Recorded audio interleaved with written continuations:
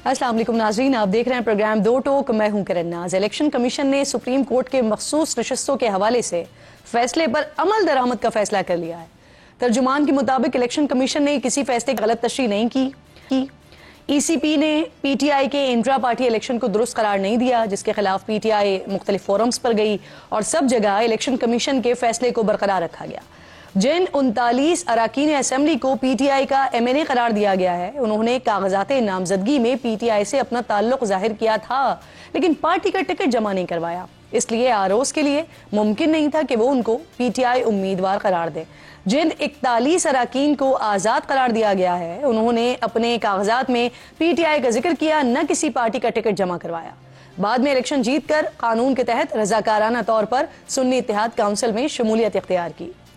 मखसूस नशिस्तों के मामले पर सुन्नी इत्तेहाद काउंसिल ने election commission, Peshawar high court और सुप्रीम कोर्ट का दरवाजा खटखटा दिया है। सुन्नी इत्तेहाद काउंसिल की ये अपीलें मुस्तरद कर दी गई हैं। PTI तो इस केस में फरीक थी ही नहीं। तर्जुमान का मजीद कहना है कि कानूनी टीम को हिदायत जारी की गई हैं कि अगर सुप्रीम कोर्ट के फैसले के किसी पॉइंट पर अमल दरामद में रुकावट है तो वो निशानदही करें, ताकि मजीद रहनुमाई के लिए सुप्रीम कोर्ट से रुजू किया जाए। दूसरी जानिब नाज़रीन, PTI ने 38 अराकीन असेंबली की फहरिस्त इलेक्शन कमीशन में जमा करवा दी है। ज़राए के मुताबिक 3 अराकीन साहबजादा महबूब सुल्तान, मुबीन आरिफ और रियाज फतियाना के बैरून मुल्क होने की वजह से उनके हलफनामे जमा नहीं करवाए जा सके, जबकि सेनेटर फैसल वावडा ने इस हवाले से दावा किया है कि PTI जिन अराकीन असेंबली के हलफनामे जमा करवाए हैं, उनमें से 6 से 7 अराकीन के जो दस्तखत हैं वो मशकूक हैं। PTI में फॉरवर्ड ब्लॉक बनने के लिए तैयार है। अच्छा, दूसरी तरफ वजीर आला पंजाब मरियम नवाज ने आज सुप्रीम कोर्ट के मोअज़्ज़िज़ जजेस को निशाने पर रख लिया है। तकरीब से खिताब कर रही थी और कह रही थी कि सुप्रीम कोर्ट के जजेस ने आइन को रीराइट किया है, जो मांगा नहीं गया था वो अदा कर दिया गया। कहा गया तहरीक इंसाफ में शमूलियत इख्तियार करो, वो जमात जो पार्लियामेंट में मौजूद ही नहीं है। सुप्रीम कोर्ट का फैसला अदम इस्तेहकाम की शक्ल नहीं है तो फिर क्या है। सुप्रीम कोर्ट के जजेस से कहना चाहती हूँ, इस मुल्क को चलने दो। जब मुल्क में बेहतरी आती है तो किसी ना किसी होने लगती है। क्या वाकई मुल्क में बेहतरी आ गई है नाज़रीन? कुछ आदादो शुमार आपके सामने रखते हैं। इस मुल्क में महंगाई की शरह 23% से भी ज़ायद है, जो PTI हुकूमत के खात्मे के वक्त 12% से ज़ायद थी। PTI हुकूमत के आखिरी रोज मुल्क में डॉलर की कीमत 184 रुपए थी, जो इस वक्त 278 रुपए है। PTI दौर में पेट्रोल फी लीटर 150 रुपए था, जिसकी कीमत इस वक्त 275 रुपए फी लीटर है। अप्रैल 2022 में 700 यूनिट से ज्यादा इस्तेमाल करने वालों के लिए बिजली के 1 यूनिट की जो कीमत थी वो 22 रुपए थी, जो इस वक्त 65 रुपए तक पहुंच चुकी है। आवाम के लिए जिंदगी चुकी है, सांस लेना दोबारा हो चुका है और हुक्मरानों के लिए सब अच्छा है। मुअज़्ज़िज़ मेहमान सेनेटर फैसल वावडा साहब, सीनियर सियासतदान है, प्रोग्राम में ज्वाइन कर चुके हैं। बहुत शुक्रिया। अस्सलाम वालेकुम फैसल भाई। सबसे पहले तो ये सर कि आज जो मरियम नवाज साहिबा का आपने बयान देखा होगा, कह रही हैं कि अगर हुकूमत को हिलाने की कोशिश की गई या कुछ करने की कोशिश की गई तो आहीनी हाथों से निपटा जाएगा। किसको धमका रही हैं मरियम? पता नहीं, मैंने तो देखी भी नहीं, ना मुझे इसीलिए मैंने आपको बता दिया। मैंने तो ये कोई प्रेस कॉन्फ्रेंस देखी नहीं और ना मुझे इसका कोई सेंस समझ आ रहा है। और किसको बता रही हैं मुझे नहीं पता, किसको एड्रेस करें। उनको मेरे ख्याल से एक दफ़ा इंटरव्यू बुला लें। कोई कर रहा है क्या हुकूमत ख़त्म करने की कोशिश? मुझे तो अभी ऐसी कोई चीज़ एज ऑफ नाउ, अगर आप मुझसे आज बात करें, अपनी हरकतों से गिर जाए तो एक अलग चीज़ है। कंफ्यूज्ड हैं, परेशान हैं, डरे हुए हैं, कभी आगे एक कदम आगे बढ़ते हैं, 2 कदम पीछे हटते हैं। अपनी वजन से गिर गए तो गिर गए। ठीक। अच्छा फैसल भाई, आज से पहले आज के मरियम साहिबा के बयानात देख लें या कल के ख्वाजा आसिफ साहब के इंटरव्यूज़ उठा के देख लें, इससे पहले ऐसा लग रहा था कि इस्टेब्लिशमेंट और अदलिया के दरमियान लड़ाई है। ये तासुर देने की कोशिश कर रही थी हुकूमत, लेकिन आज और कल के स्टेटमेंट्स के बाद ऐसा लग रहा है कि हुकूमत खुद इस तसादुम की तरफ बढ़ रही है। तो फिर इसका नतीजा क्या होगा? देखिए, एक तो ये बुरहान होना नहीं चाहिए, और आइन और कानून की अगर हम बात करते हैं उसकी बालादस्ती के अंदर अपनी लॉजिक और अपनी ज़ात से ऊपर जाके आपको चीज़ें करनी होती, कानून के तहत करनी होती है। लेकिन जब आप सिचुएशन ऐसी ले आएंगे जिसमें आइन और कानून से बाहर जाके आप डिसीजन मेकिंग करेंगे, सवाल उठ जाएंगे। आपने फ्लोर क्रॉसिंग का इजाज़त दे दी है जो आइन में नहीं है, जिसकी इजाज़त आपने 3 दिन, आइन कहता है 3 दिन में डिसाइड करना है, आपने तशरीह आई है 15 दिन की जी।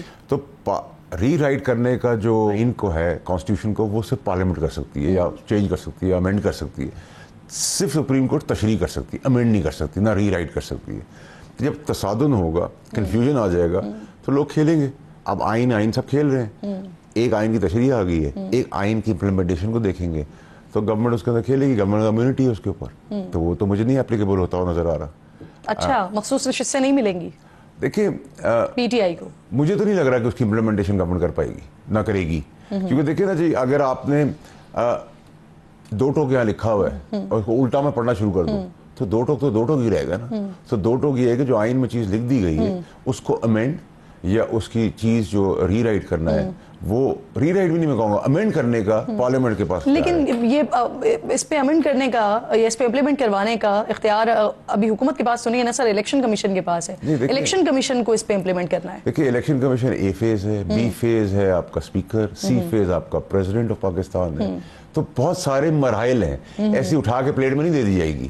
مطلب مانگا تھا, سوال کیا تھا عبدالغفور نے, فیور کر دیا عبدالجبار کو, تو وہ جبار بھی خود شوق میں کہ میں نے تو مانگا ہی نہیں تھا, میں تو پارٹی نہیں تھا, میں تو مانگ ہی نہیں. سر ان کا شوق ہونا تو چلے بنتا ہے, لیکن یہاں پر حکومت کا اتنا غصہ کرنا کیوں بنتا ہے؟ جو چیز آپ کی تھی نہیں اس کے اوپر اتنا غصہ کیوں؟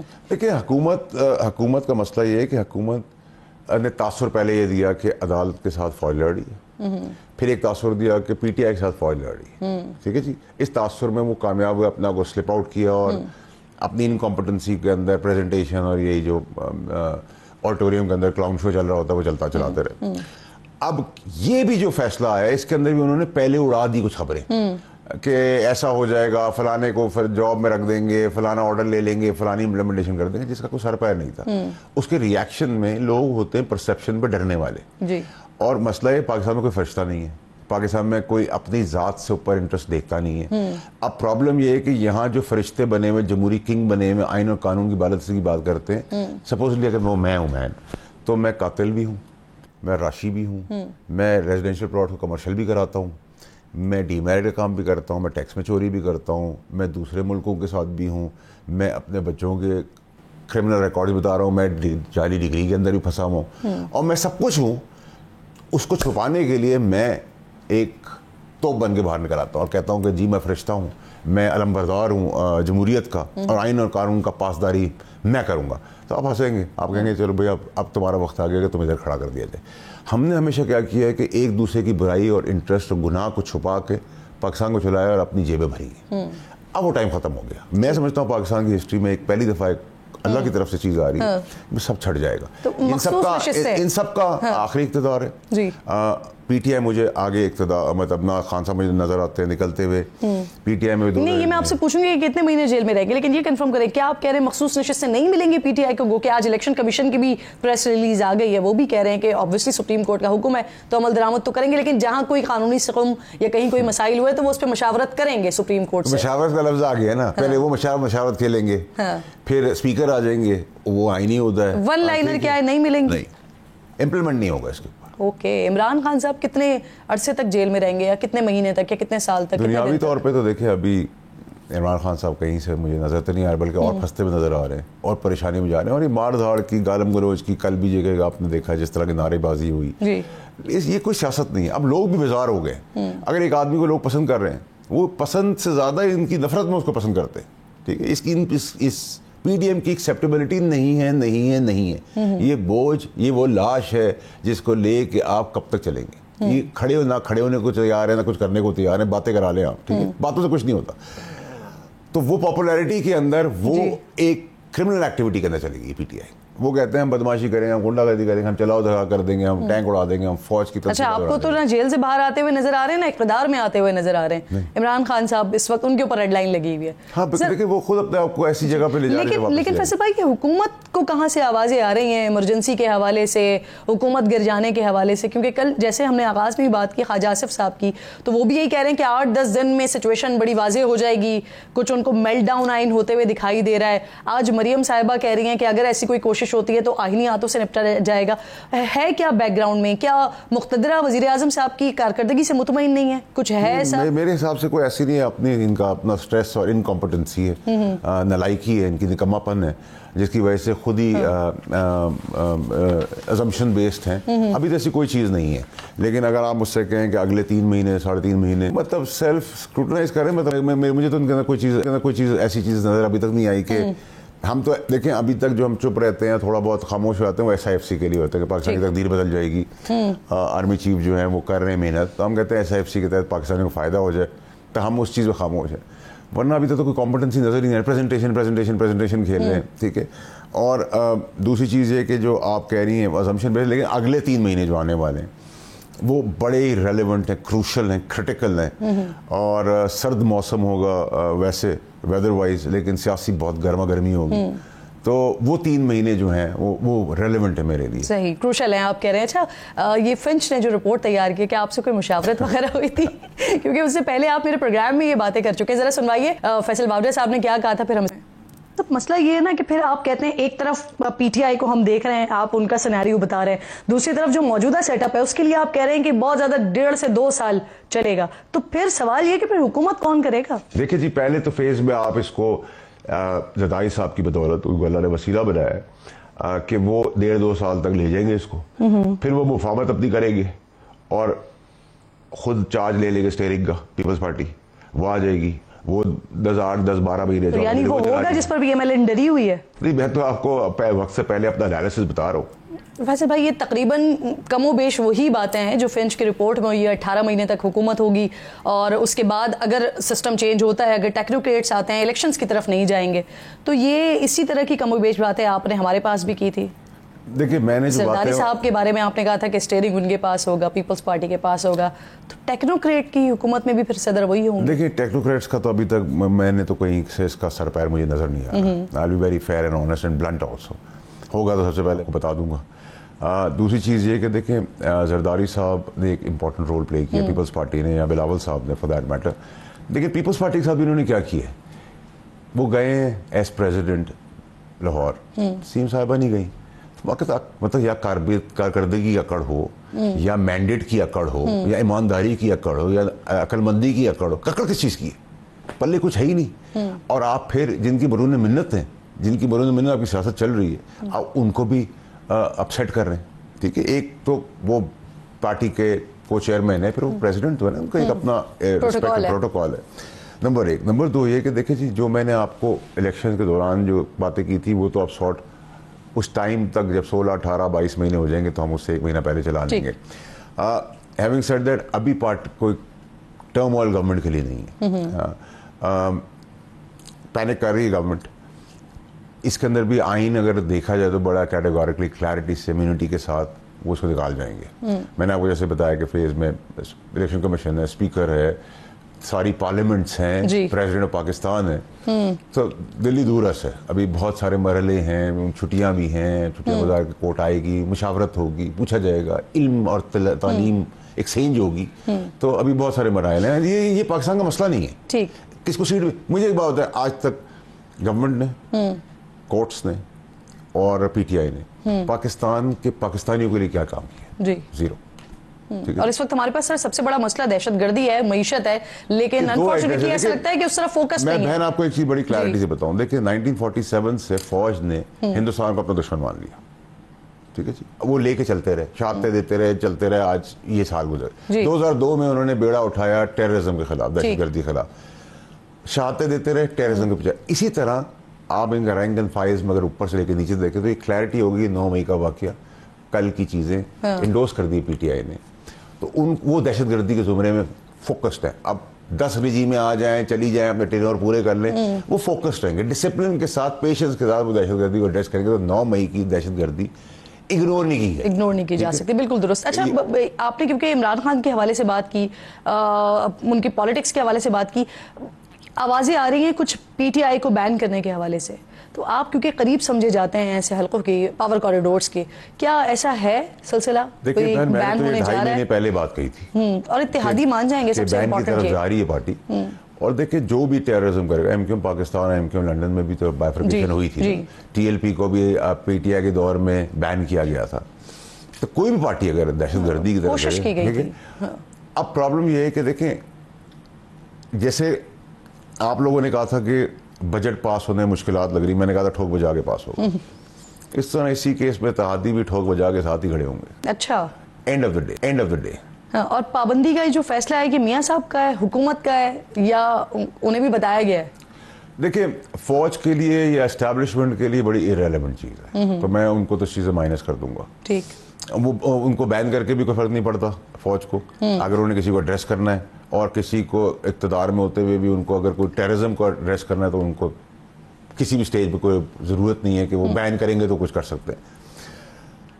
جہاں تک آپ نے سوال کیا کہ بین ہو جائے گی تو اس ملک کے اندر پھانسی کے تختے پر چڑھانے کے بعد پرچہ آ جاتا ہے کہ آپ وزیر اعظم بن گئے، اور وزیر اعظم ہوتے ہوئے آپ کو پھانسی کے پھندے پہ چڑھا دیا جاتا ہے.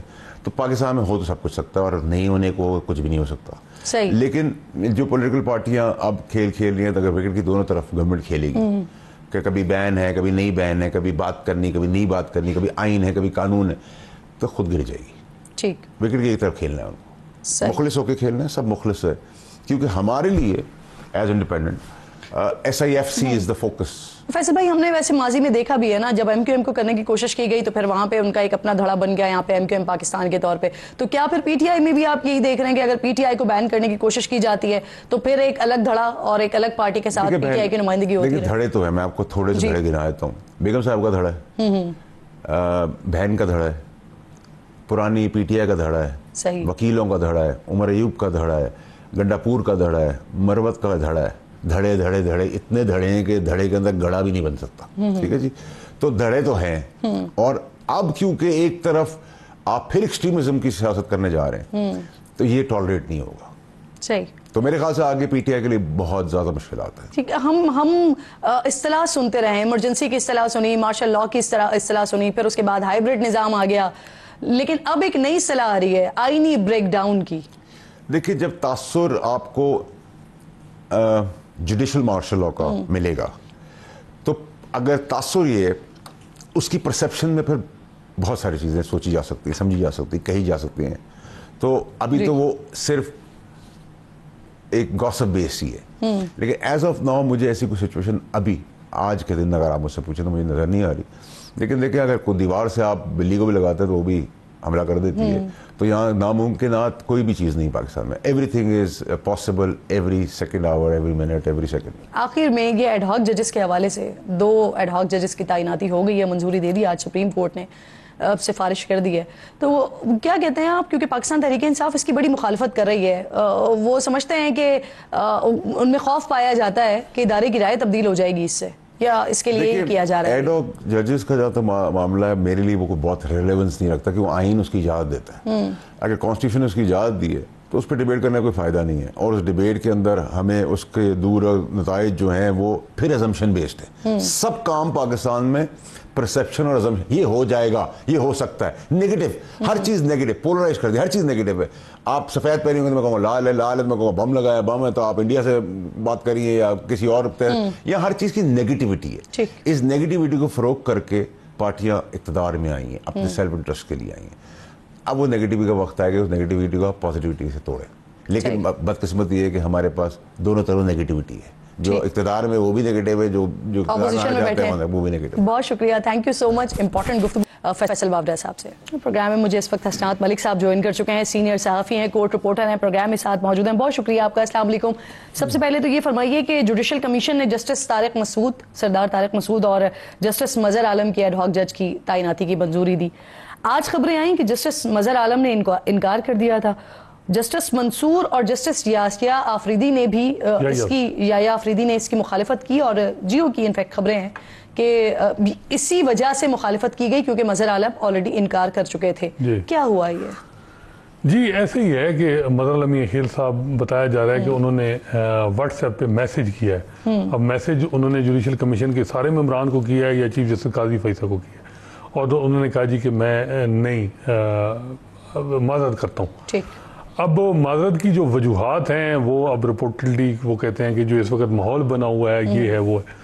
تو یہ تھا کہ جی ایک دفعہ 2 جو ممبران تھے ان کا یہ تھا کہ وہ نے انکار کر دیا، اور یہ ہے کہ جی ماحول میں اگر وہ پریشر نہیں لے سکتے اس ماحول میں تو پھر ایز اے جج کیسے، وہ تو بڑا ایک اس میں تو بڑا پریشر آتے ہیں، تو کیا وہ ایلیجیبل ہیں؟ تو اب دیکھا گیا تو میجارٹی نے جو حکومت کے دونوں ممبر ہیں، اٹارنی جنرل لا منسٹر اور چیف جسٹس قاضی فیصل اور بار کے ممبر پاکستان بار کونسل، اور 2 ایک ریٹائرڈ جج بھی ہیں منظور ملک صاحب، امین الدین خان، انہوں نے یہ فیصلہ کیا کہ دوبارہ ان سے جو وہ کنسلٹ کیا جائے اور ان سے कंसेंट दी जाए कि क्या उनकी और उनकी नॉमिनेशन हो गई अप्रूव, अब उनसे दोबारा पूछा जाए।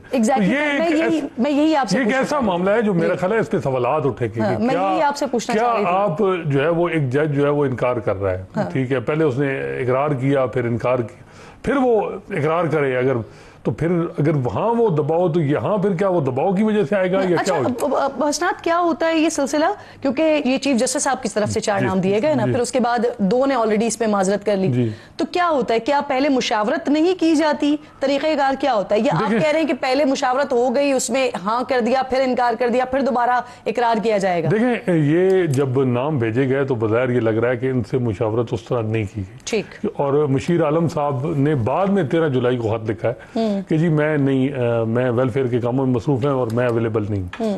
उसके बाद मकबूल बाक़र साहब ने टाइम लिया और अशूरा के बाद उन्होंने जब उन्होंने भी माजरत कर ली। अब मदर अलमी खेल साहब ने यही इतलात थी रिपोर्टेडली कि जी उन्होंने कंसेंट दी, लेकिन जब इस वक्त बार में बहुत ज़्यादा एक रिजेंटमेंट है जो प्रोफेशनल ग्रुप की जितनी बार जहाँ मेजॉरिटी, इंडिपेंडेंट ग्रुप जो है वो सपोर्ट कर रहा है रिटायर्ड जजेस की नॉमिनेशन, और इंडिपेंडेंट ग्रुप की जो इस वक्त मेजॉरिटी पाकिस्तान बार काउंसिल में भी है और सुप्रीम कोर्ट बार में। जो लाहौर हाई कोर्ट बार है वो प्रोफेशनल ग्रुप के पास है। तो जो प्रोफेशनल ग्रुप के वकला ने जिस किस्म की प्रेस कॉन्फ्रेंस की, उसके बाद बज़ाहिर ये लग रहा है कि मदर अलमी खेल साहब ने भी माजरत की। अब उस माजरत के बाद फिर काजी साहब जो है उनसे बात करेंगे, चीफ जस्टिस काजी फैज। तो ये एक अजीब मेरा ख्याल है। और ये जो प्रोफेशनल ग्रुप की आप बात कर रहे हैं, ये तहरीक इंसाफ का हिमायत याफ्ता है? जी इनका है, और इंडिपेंडेंट ग्रुप नून लीग का और हुकूमत का हिमायत याफ्ता है। ये सियासत इस वक्त अगर बाहर में देखें वो लिंक अप है नेशनल पॉलिटिक्स के साथ। तो वो ये चीज़ हमें सामने नजर आ रही है कि माजी में सुप्रीम कोर्ट बार और पाकिस्तान बार काउंसिल ने जब पीटीआई दौर में कुछ होता था साफियों के हवाले से तो आवाज़ वो बुलंद करते थे, कुछ स्टेटमेंट आ जाती थी, लेकिन जब से जो है वो ये नून लीग की हुकूमत, पीडीएम हुकूमत आई है या अब हुकूमत है, तो इनके मामलात में हम देखते हैं कि या खामोशी रहती है या इनको सपोर्ट किया जाता है। सही। तो सर ये एक ग्रुप जो आप बता रहे हैं टिल्ट है पीटीआई की तरफ, लेकिन अगर हम पीटीआई के स्टांस देखते हैं तो वहां पर इसकी मुखालिफत नजर आती है।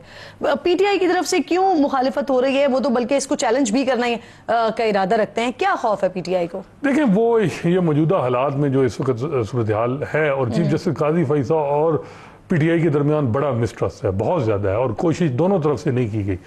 तो अब ये है कि वो उनको ये खदशात हैं कि जो फुल कोर्ट ने रिजर्व सीट के केस में फैसला किया है, तो चीफ जस्टिस काजी फैसा के पास मेजॉरिटी नहीं है सुप्रीम कोर्ट में, तो ये जो रिटायर्ड जजेस लाए जा रहे हैं, ये जो अहम केसेस हैं उनमें बिठाया जाएगा। मैं समझता हूँ कि ये रिटायर्ड जजेस जो 2, अगर इनमें अब मदर अलमी खेल साहब को तो इनकार ही करना चाहिए, अगर स्टैंड लेना चाहिए अपने, और जो सरदार तारिक साहब हैं उन्होंने रिटर्न खुद या वर्बली बता देना चाहिए कि मुझे जिस चीज़ के लिए लाया गया वो है पेंडेंसी का खात्मा, जो क्रिमिनल अपील जेल पिटीशन है, मैं वो केसेस न, और मुझे किसी high profile political nature cases में ना बिठाया जाए। लेकिन ये कमेटी पे है, कमेटी 3 जजेस पे मुश्तमिल है, चीफ जस्टिस काजी फैसा, जस्टिस मंसूर अली शाह और जस्टिस मुनीब अख्तर हैं। तो अब देखते हैं कि कमेटी उनको इन ऐसे इंपॉर्टेंट केसेस में बिठाएगी या नहीं। बहुत शुक्रिया, आप साहब प्रोग्राम में साथ मौजूद थे। एक छोटा सा ब्रेक लीजिए नाज़रीन, ब्रेक के बाद वापस आते हैं।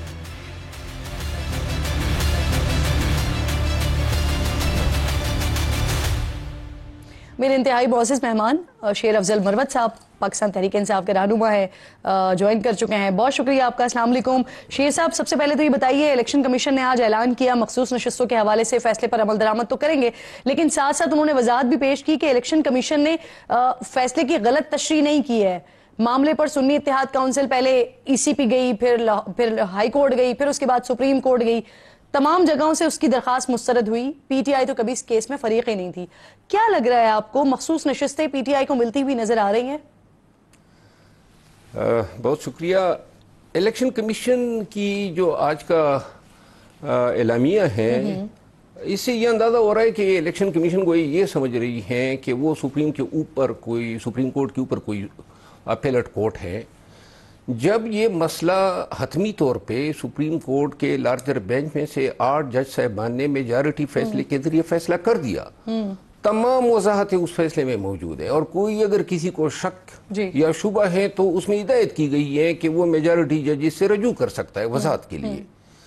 इन हालात में इलेक्शन कमीशन का, और इसके बाद आप ये देखें ना, बैक वक्त जो इंतज़ामिया का और बिलखसूस जो सूबाई हुकूमत पंजाब की जो वज़ीर आला है, اور جو ایگزیکٹو کے وفاقی وزراء کے بیانات اس بینچ کے حوالے سے آ رہے ہیں، یہ بیسیکلی ہمیں یاد دہانی کرا رہے ہیں سپریم کورٹ کے اس رد عمل کا جب بندیال صاحب ہوا کرتے تھے۔ یہ ان کا ایک طریقہ کار ہے کہ جو بھی عدالت ان کے مفادات کے منافی کوئی فیصلہ دیتی ہیں تو پھر وہ ان عدالتوں کو، ان جج صاحبان کو دمکاتے ہیں۔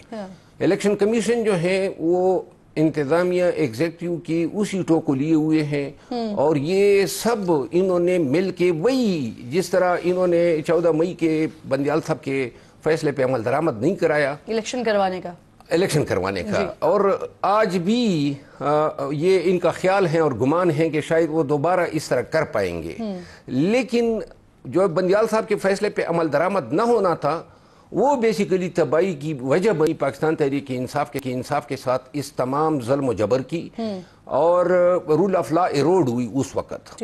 تو لہٰذا اب سپریم کورٹ کے ان جج صاحبان کے اس فیصلے کا مذاق اڑایا جانا، عدالتوں کو دمکانا، یہ ان کا پرانا وتیرہ رہا ہے۔ تو لہٰذا قطعاً کوئی بھی ذی شعور اور کوئی شخص جو بالخصوص قانون کے پیشے سے وابستہ ہو وہ یہ تصور بھی نہیں کر سکتا ہے۔ تو آپ کو لگتا ہے کہ آسانی سے نشستیں مل جائیں گی پی ٹی آئی کو؟ نہیں، میں یہ نہیں کہتا ہوں کہ آسانی سے ملیں گی، یہ مشکلات بھی ڈالیں گے، روڈ بھی اٹکائیں گے، تو لہٰذا نتیجہ یہ ہوگا کہ جو ان کا انداز تخاطب سے اندازہ ہو رہا ہے کہ یہ شاید اس معاملے پہ عدالت کو زج کرنے کی کوشش کریں گے، اور عمل درآمد ہوگا لیکن جب کوئی دوسری صورت نہیں رہے گی۔ ٹھیک، صحیح۔ آپ نے بیان حلفی جمع کروا دیا ہے یا آپ ان اراکین میں شامل ہیں جنہیں پی ٹی آئی نے اپنا M&A تسلیم کر لیا ہے؟ جی، میرا خیال ہے کہ میں ان اراکین میں ہوں جو پاکستان تحریک انصاف سے وابستہ آئے ہیں سپریم کورٹ کی لسٹ۔ اچھا، تحریک انصاف مخصوص نشستوں کے لیے خواتین کے نام تبدیل کر رہی ہے؟ عملاً جو کرائیٹیریا کیا ہے اس کا؟ کرائیٹیریا تو میرا خیال نہیں ہے کہ کوئی کسی بھی پارٹی کا کوئی اس حوالے سے کوئی کرائیٹیریا ہوتا ہے۔ ہر پارٹی ممبران کی، خواتین ممبران کی جدوجہد کو، ان کی رسائی، ان کی محنت، اور پاکستان تحریک انصاف میں تو چونکہ یہ 2 سالوں میں جن لوگوں نے زیادہ کنٹریبیوٹ کیا ہے، لیکن بہرحال یہ ثوابدید مکمل جو ہیں وہ بانی چیئرمین پی ٹی آئی کا ہے۔ صحیح۔ اور میرا خیال ہے کہ جو لسٹ دی گئی تھی اس میں تغیر جو ہے وہ لازماً ہو رہا ہے۔ صحیح۔ سر، یہ پی ٹی آئی کے لوگ ہیں جو کہ کے پی کے حکومت سے مطالبہ کر رہے ہیں کہ آپ چیف الیکشن کمشنر کے خلاف ریفرنس لے کر آئیں، آپ کی کیا رائے ہے اس میں؟ نہیں، کون سی پی ٹی آئی کے لوگ کون ہیں جو یہ مطالبہ کر رہے ہیں؟ پی ٹی آئی کے لوگ اسد قیصر صاحب ہیں، دیگر لوگ ہیں جو کہہ رہے ہیں، وزیر اعلیٰ سے کہہ رہے ہیں کہ چیف الیکشن کمشنر کے خلاف ریفرنس لے کر آئیں۔ ضروری تو نہیں ہے وزیر اعلیٰ لے کر آئے، کوئی بھی پاکستانی شہری لے جا سکتا ہے اس کی امپیچمنٹ کے لیے۔ ایسا کچھ کر سکتے ہیں ویسے وزیر اعلیٰ؟ وزیر اعلیٰ بھی کر سکتا ہے، ہر پاکستانی کر سکتا ہے، اور میرا خیال ہے حق بھی بنتا ہے اس موجودہ چیف الیکشن کمشنر کا کہ ان کو امپیچ کیا جائے۔ اچھا، بشیر افضل منفی صاحب یہ بتائیے، کیونکہ آپ کی بنیادی رکنیت معطل کی گئی پی ٹی آئی کی طرف سے، تو کیا میڈیا کے حوالے سے بھی آپ پر کوئی پابندی وغیرہ عائد کی گئی ہے پی ٹی آئی کو ریپرزینٹ کرنے کے حوالے سے؟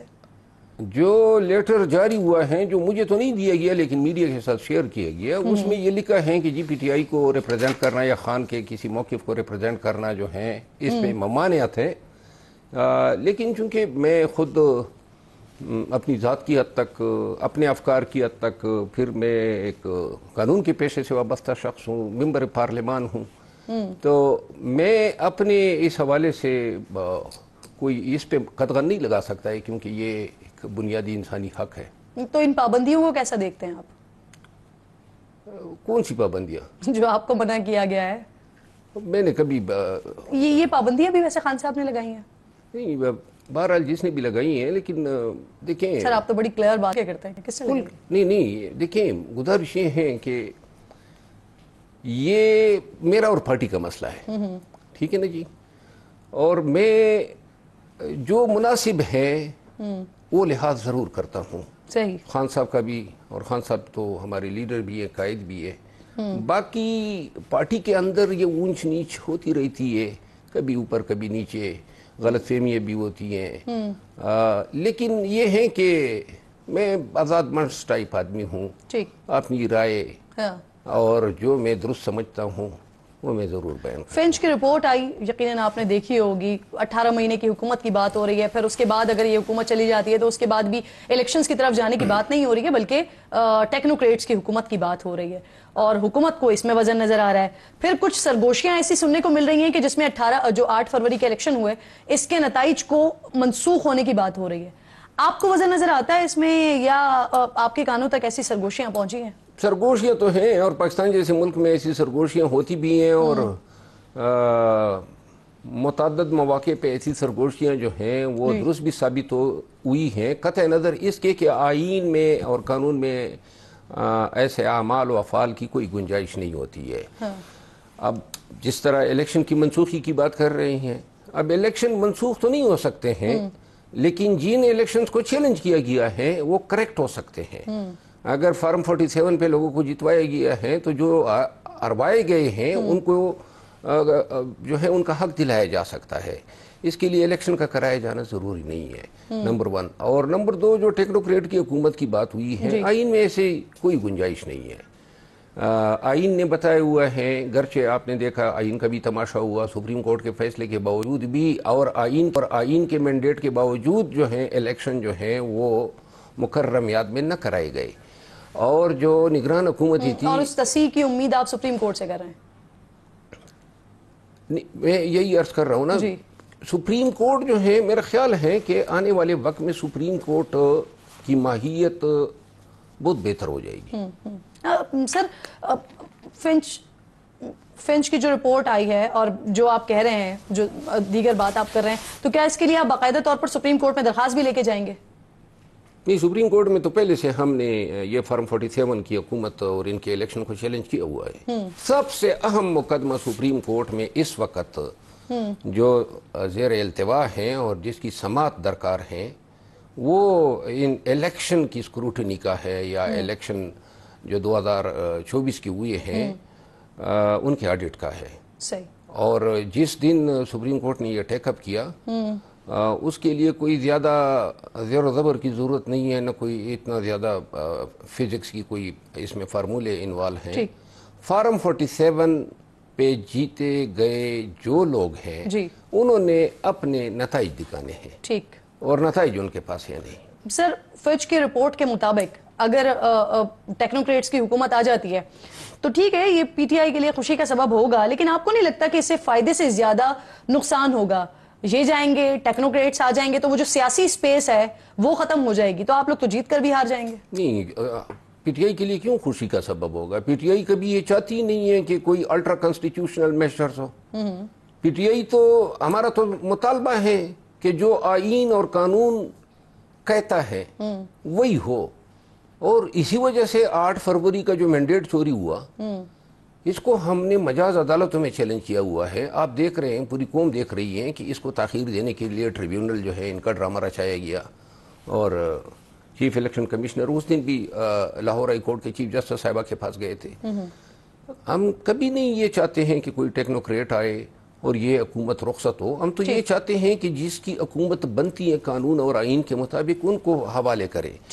فارم 47 کا یہ ڈرامہ نہ رچایا جاتا تو 2/3 اکثریت ہے ہماری, اور اس 2/3 اکثریت کی بنیاد پہ اگر یہ عنان اقتدار جو ہیں وہ پی ٹی آئی کے حوالے کیے جاتے تو یہ جو آج کل ملک میں غیر یقینی صورتحال ہیں, کسی کو جو ہے اس کا حل نظر نہیں آ رہا ہے, معاشی بدتری جو ہے بڑھتی جا رہی ہے, ان تمام چیزوں کی حالات اس نہج پہ کبھی نہ آتے. وزیر اعلیٰ پنجاب کا آج آپ نے خطاب سنا ہوگا, آپ نے آغاز میں حوالہ بھی دیا, وہ کہہ رہی ہیں کہ ری رائٹ کرنے کی کوشش کی گئی ہے آئین کو, اور اگر ملک کی ترقی میں کسی نے رکاوٹ ڈالنے کی کوشش کی تو پھر آئینی ہاتھوں سے نپٹا جائے گا ان سے. میرا خیال یہ ہے کہ جو گزشتہ 2 سال یا 2.5 سالوں سے سپریم کورٹ اور دیگر عدالتوں کو بھی پاکستان مسلم لیگ نون جس انداز میں دھمکیاں دے رہی ہیں اور توہین کر رہی ہے, اس کا حل اب سپریم کورٹ کو اور عدلیہ کو نکالنا چاہیے. یہ محترمہ جو ہے فارم 47 پہ وزیر اعلیٰ بنی ہوئی ہے, یہ پاکستان تحریک انصاف پہ پابندی کی اور آرٹیکل 6 کی باتیں کر رہے ہیں. آرٹیکل 6 تو سب سے پہلے ان لوگوں پہ لگنا چاہیے جنہوں نے 9 फरवरी को जो है इलेक्शन चोरी वैसे किया। ये आर्टिकल 6 की गद्दारी की और ये पाबंदी की बातें अचानक से क्यों शुरू हो गई हैं? क्योंकि अगर ये इत्तेहादी मान जाते हैं तो फिर तहरीक इंसाफ पे पाबंदी लग सकती है, जैसे कि हुकूमत कह रही है। ये आर्टिकल 6 की बातें जो है ये इमीडिएट रद्द अमल है सुप्रीम कोर्ट के फैसले का। और आप देख रहे हैं ना, मोहतरमा जो आज फरमा रही थी और धमका रही थी, यानी खुद जो है चोरी शुदा मैंडेट के जरिए वज़ीर आला बनी बैठी है। सबसे पहले तो कानून और आइन इन्होंने पामाल किया, शहबाज शरीफ साहब ने पामाल किया, मरकज में 17 MNAs के साथ हुकूमत बनाए बैठे हैं। अगर कोई आर्टिकल 6 की कार्रवाई बनती है या आइन की पामाली का केस बनता है तो इन पे बनता है। और मेरा ख्याल ये है कि इन बयानात का नोटिस लिया जाना चाहिए आला अदलिया को, और जो लोग इनको धमका रहे वंस फॉर ऑल ये सेटल होना चाहिए। एक अगर जेल भेजा जाएगा या भेजी जाएगी तो मेरा ख्याल है कि आइंदा के लिए लोगों की जरूरत नहीं है। वापसी, आपकी वापसी के बाद, क्योंकि आप बैरून मुल्क गए हुए थे, आपकी वापसी के बाद आपकी बानी PTI से मुलाकात होनी थी, 16 जुलाई के हवाले से खबरें भी आई थी, फिर मुलाकात गालिबन आपकी हुई नहीं, क्या हुआ ये? क्योंकि जब मुझे ये पैगाम मिला इसके बाद जो है फिर डेवलपमेंट हुई, वो जो रुकनियत है वो मुअत्तल हुई, जिसके बाद मेरा ख्याल है मेरे लिए मुनासिब नहीं था कि मैं खान साहब के पास जो है जाता जी। और जब भी खान साहब जो है वो अपने आप खुद नहीं गए या आपको मिलने नहीं दिया गया? नहीं, मैं गया ही नहीं हूँ, मैं गया ही नहीं हूँ। हाँ। मिलने किस तरह नहीं गया, मैं जाऊंगा तो तब ही जाऊंगा जब खान साहब बुलाएंगे। यानी कि आपको बुलाया नहीं गया तो आप गए नहीं? नहीं, मैंने अर्ज किया ना, 16 जुलाई की मीटिंग से कबल ही ये रुकनियत की मुअत्तली का नोटिफिकेशन जारी हुआ, तो ये फैसला जो है वो 16 जुलाई की। तो आप एहतजाजन फिर मिलने नहीं गए? नहीं, एहतजाज तो मैंने कोई नहीं किया, लेकिन जब खान साहब का ये नुक्ता नजर आ गया, इसका मतलब है कि उसने माइंड चेंज कर दिया था। तो इसके बाद मुझे उन्होंने दोबारा तलब नहीं किया, ना रीअफर्म किया कि आप आ जाए। लिहाजा जब भी खान साहब बुलाएंगे मैं जाऊंगा। मेरे आपने एक इंटरव्यू दिया, उसके ऊपर फिर बड़ी पार्टी के अंदर ही आपके ऊपर बड़ी तनकीद हुई, फिर जब आपने दोबारा इस पर बात की आपने कहा कि आपके इंटरव्यू को तोड़ मरोड़ कर पेश किया गया। क्या इसके बाद बैरिस्टर गौहर या बानी से कोई राब्ता हुआ आपका? जो इन हजरात ने मुझ पे तनकीद की, बेसिकली उसी इंटरव्यू को जवाब बना के ये तातुल जो है मेंबरशिप का ये फैसला लिया गया, जबकि इस पे आपके कुलीग मंसूर अली खान ने, जो कभी मेरे हवाले से अच्छा नहीं बोले हैं, लेकिन इस पे मैं उनका शुक्रिया अदा करूंगा कि उन्होंने उसमें एडिटिंग को भी नोट किया और नून ने उसको अपने सियासी मकासद के लिए इस्तेमाल किया। खान साहब के हवाले से कभी मैंने ये कहा ही नहीं था कि वो मुझसे असद करते हैं। और ये चीजें एडिट की गई और ये चीजें जाके खान साहब को बताई गई। आपके खिलाफ जो भी हुआ वो आपके वो ऑपरेशन रिजीम चेंज वाले बयान के बाद तमाम कार्रवाइयां शुरू हुई हैं, जो आपने बयान दिया था? देखिए जी, जितनी भी कार्रवाइयां हो या होती हैं, सर उसके बाद शुरू हुई? नहीं, इससे पहले शोखास जो मुझे मिला था वो तो इस बयान से बहुत पहले मिला था, जिसको आपने कोई जवाब भी नहीं दिया था। हाँ, 13 फरवरी को। सही, बहुत बहुत शुक्रिया आपका। शेर अफजल मरवत साहब साथ मौजूद हैं, हम गुफ्तगू कर रहे थे। प्रोग्राम के आखिर में नाज़रीन बात करेंगे बला की गर्मी, गजब की गर्मी, कयामत खेज गर्मी।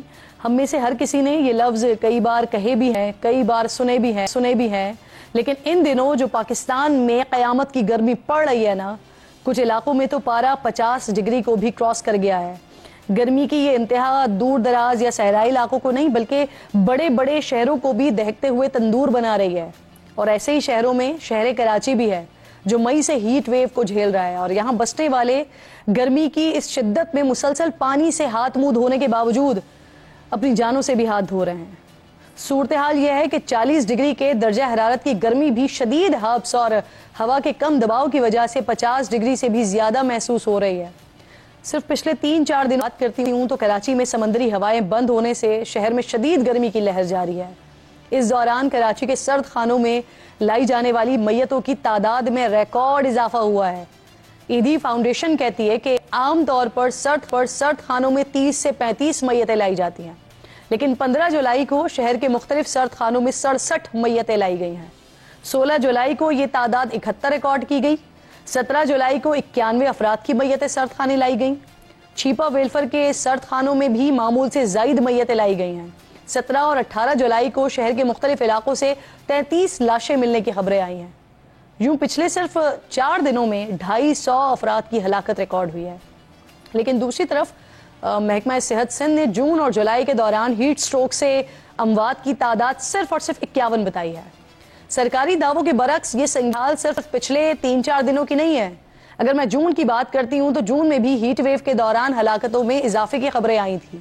جون کے آخری دنوں میں فیصل عیدی نے بتایا تھا کہ 19 جون سے کراچی کے سرد خانوں میں میتوں کی آمد میں غیر معمولی اضافہ شروع ہوا. 21 جون کو ان کے پاس 78 لاشیں آئیں. پھر 25 جون یعنی صرف 5 دنوں میں 568 لاشیں لائی گئیں. یعنی جون کے آخری ہفتے میں یومیہ ریکارڈ 100 سے زائد لاشیں سرد خانوں میں آ رہی تھی. جو تعداد عام صورتحال میں 30 ہوتی تھی وہ اچانک 100 سے زائد ہو گئی تھی. لیکن اس وقت بھی کمشنر کراچی کہتے ہیں کہ جون کے آخری ہفتے میں ہیٹ سٹروک سے صرف 10 افراد ہلاک ہوئے. محکمہ موسمیات کہتا ہے کہ کراچی کے اوسط درجہ حرارت میں 10 گنا اضافہ ہوا ہے. 2015 کے ہیٹ ویو کے بعد 2024 گرم ترین سال ریکارڈ کیا گیا ہے. اس وقت کراچی کے موسمی حالات 2015 کے بعد سب سے زیادہ گرم ہیں. کراچی میں 2015 میں ہیٹ ویو کے نتیجے میں 1200 افراد جان سے ہاتھ دھو بیٹھے تھے. اس وقت بڑے پیمانے پر ہلاکتوں کی وجہ سے شہر کے مردہ خانوں میں لاشیں رکھنے کی گنجائش ختم ہو گئی تھی. اس سال محسوس کی جانے والی گرمی کی یہ شدت 50 ڈگری کو بھی کراس کر چکی ہے. سرکاری اور نجی اسپتالوں میں ہیٹ ویو سے متاثرہ افراد کے لیے خصوصی انتظامات کیے گئے ہیں. مختلف فلاحی سڑکوں پر کیمپس لگائے ہیں جہاں سڑک پر گزرنے والے افراد پر پانی کا چھڑکاؤ کیا جا رہا ہے. ساتھ ہی انہیں ٹھنڈے مشروبات بھی دیے جا رہے ہیں. اس دوران ہم سب کو خود بھی اپنا خیال رکھنا ہوگا. بلا وجہ یا بلا ضرورت دوپہر کے وقت ذرا گھروں سے باہر نکلنے سے گریز کریں. اگر نکلنا پڑتا بھی ہے تو پھر جتنی بھی احتیاطی تدابیر ہیں ان کو ضرور اپنائیں. چھاؤں میں کھڑے ہوں, پانی کا بھرپور استعمال کرتے ہوئے خود کو ہائیڈریٹ رکھنے کی کوشش کریں, کیونکہ افسوسناک بات یہ ہے کہ 2015 سے 2024 تک سندھ حکومت نے کچھ سیکھا نہیں, کچھ اقدامات اس گرمی کو روکنے کے لیے کیے نہیں. پروگرام کا وقت ختم ہو گیا. اپنا ملک کا خیال رکھیے, فلسطین کو اپنی دعاؤں میں یاد رکھیے. اللہ نگہبان.